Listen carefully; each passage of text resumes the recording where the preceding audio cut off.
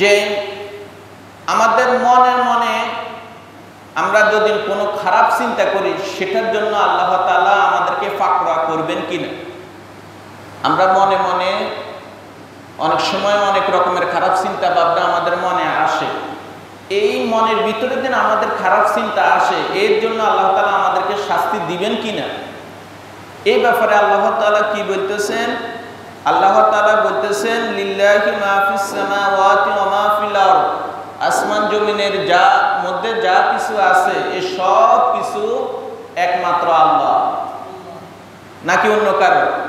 আমরা এই সৃষ্টি জগতের যা কিছু দেখতেছি সব একমাত্র একজনই সৃষ্টি করেছেন, একজনই এই সব কিছুর মালিক, তিনি হচ্ছেন আমাদের সকলের রব মহান আল্লাহ। আল্লাহ তাআলা এই কারণে বলতেছেন ওয়াইন তুবদু মা ফি আনফুসিকুম, তোমাদের মধ্য থেকে তোমরা তোমাদের মন থেকে যা কিছু তোমরা প্রকাশ করো, আও তুকফুহু, অথবা তোমরা যা কিছু গোপন করো, ইউহাসিবুকুম বিহিল্লাহ, আল্লাহ তাআলা সেগুলোর হিসাব নেবে। কথা বুঝাচ্ছেন? মনে মনে তোমরা যা কিছু মন থেকে কিছু যেগুলা প্রকাশ করো অথবা মনের মধ্যে গোপন করে রাখছ, এগুলা সবগুলার হিসাব আল্লাহ তাআলা কি করবেন? তোমাদের কাছ থেকে নিবেন। এই আয়াতটা যখন নাজিল হয়ে গেছে তখন সাহাবায়ে কেরাম তারা থরথর করে কাঁপতেছে। তারা বলতেছে, ইয়া রাসূলুল্লাহ, মনের নিয়ন্ত্রণ তো আমাদের হাতে নয়, আমাদের মনে অনেক সময় অনেক খারাপ চিন্তা চলে আসে, এই কারণে যদি আল্লাহ তাআলা আমাদেরকে ফাকরা করে তাহলে তো আমাদের কোনো অস্তিত্ব থাকবে না। এই কথা বলার পরে আল্লাহ তাআলা পরবর্তী আয়াতে সেটার সমাধান দিয়েছে। এখন কথা হচ্ছে, যদি কোনো ব্যক্তি মনে মনে যেমন কোনো গুনাহের কাজ করার চিন্তা ভাবনা করছে, কোনো গুনাহ কাজ করে না, তাহলে আল্লাহ তাআলা যদি চায় তাকে ক্ষমা করে দিতে পারে। তবে পরবর্তীতে বলা হয়েছে তাকে আল্লাহ তাআলা ক্ষমা করে দিবেন, এই রকমের গুনাহের জন্য তাকে কি করবেন না? ফাকরা করবেন না, শাস্তি দিবেন না। এখন মনে মনে সে যদি কোনো গুনাহের জন্য ইচ্ছা করছে যে আজকে রাত্রে আমি অমুকের অমুক জিনিসটা চুরি করব, মনে মনে সে কি করছে? সে চিন্তার মধ্যে মনের মধ্যে রাখছে, চিন্তা করবে, কিন্তু যতক্ষণ পর্যন্ত সে ব্যক্তি চুরি না করবে ততক্ষণ পর্যন্ত তার আমলনামায় কোনো গুনাহ লেখা হবে না।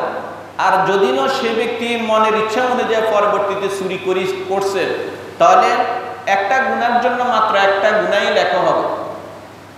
আর কেউ যদি মনে মনে ভালো কাজ করার চিন্তা করে যে আমি আগামীকালকে 10 জন মিসকিনকে খাওয়াইবো বা আমি 1000 টাকা দান করব, মনে মনে কি করছে? নিয়ত করছে, তাহলে সে এই নিয়ত করার কারণে তার আমলনামায় একটা নেকি লেখা হবে। এখনো কাজ করছে নি, করে না, মানে আগামীকালকে করবে মনে মনে নিয়ত করছেন, নিয়ত করার সাথে সাথে তার আমলনামার মধ্যে একটা নেক লেখা হয়ে যাবে। আর যদি পরের দিন সে এই কাজটা বাস্তবায়ন করে, তাহলে তার প্রত্যেকটা টাকার বিনিময়ে আল্লাহ তাআলা 1 থেকে 10 নেকি পর্যন্ত বৃদ্ধি করে দিবে। সুবহানাল্লাহ। তাহলে ভালো কাজের নিয়ত করলে সব আগে লেখা হয়ে যায়, কিন্তু মন্দ কাজ আপনি যতক্ষণ পর্যন্ত না করবেন ততক্ষণ পর্যন্ত লিখবে না। আর করার পরেও একটা গুনার জন্য একটাই লিখবে, এর বেশি লিখবে না। এখন এই আয়াতটা নাজিল হওয়ার পর সাহাবায়ে কেরাম ভীত সন্তুষ্ট হয়ে গেলেন। তারা বলতেছে যে আল্লাহ, এরকমের যদি হয় তাহলে তো আমাদের কোনো অস্তিত্ব থাকবে না। তখন আল্লাহ তাআলা তাদেরকে অভয় দিয়েছে, শান্তি, তাদেরকে আশা দিয়েছে যে তোমরা মনের ভিতরে এরকমের কোনো খারাপ চিন্তা যদি আসে, এটার জন্য আল্লাহ তাআলা ফাকরা করবেন না। তবে তখনই ফাকরা করবেন যখন তোমরা ওই কাজটা সম্পাদন করো। ওই কাজটা যখন করবা, এরপরে আল্লাহ তাআলা তোমাদেরকে ওই পাপের জন্য কি করবেন? শাস্তি দিবেন। এজন্য আল্লাহ তাআলা বলতেছেন ওয়াইন তুবদু মা ফি আনফুসিকুম, তোমাদের অন্তর থেকে মন থেকে যা কিছু তোমরা প্রকাশ করো, আও তুকফুহু ইউহাসিবুকুম বিহিল্লাহ, এবং তোমরা যা কিছু গোপন করো, ইউহাসিবুকুম বিহিল্লাহ, আল্লাহ সেগুলোর হিসাব গ্রহণ করবেন। এই ক্ষেত্রে ফায়াগফিরু লিমান ইয়াশা, আল্লাহ তাআলা যাকে চান তাকে ক্ষমা করে দিবেন। ওয়ায়ুআযিবু মান ইয়াশা, আর তিনি যাকে চান তাকে এভাবে ফাকরা করবেন, শাস্তি দিবেন, আযাব দিবেন।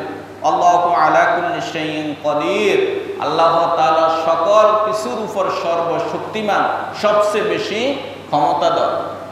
তাহলে আমরা ভয় পাওয়ার কোনো কারণ নাই। মনের ভিতরে আমাদের যদি কোনো খারাপ চিন্তা আসে, সেটার জন্য আমরা আল্লাহ তাআলার নিকট আশ্রয় প্রার্থনা করব, ক্ষমা চাইব যে আল্লাহ আমার মনের ভিতরে যাতে এরকমের খারাপ চিন্তা চেতনা না আসে।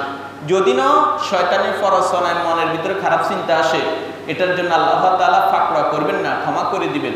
এই কারণে মূলত মনের মধ্যে ভালো চিন্তা আনা দরকার। আর ভালো চিন্তা আপনি আনলে আপনি কাজটা করেন বা না করেন, কিন্তু সওয়াব আপনার আমলনামায় কি হয়ে যাবে, লেখা হয়ে যাবে। এই জন্য আমরা আমাদের মনকে ফ্রেশ করে ভালো ভালো নেক কাজ করার নিয়ত করতে হবে, বেশি বেশি নেক আমল করতে হবে। আজকে যে আলোচনাগুলো করছি আল্লাহ পাক আমাদের সকলকে বুঝার তৌফিক দান করুন। আমিন।